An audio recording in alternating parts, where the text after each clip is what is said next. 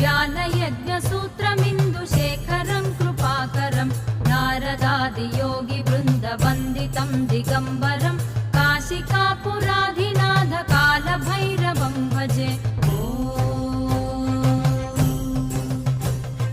भानुकोटिभास्वरं भवाब्धितारकं परं नीलकण्ठमीप्सितार्थदायकं त्रिलोचनं कालकालमम्बुजाक्षमक्षशूलमक्षरं काशिकापुराधिनाथ कालभैरवं भजे।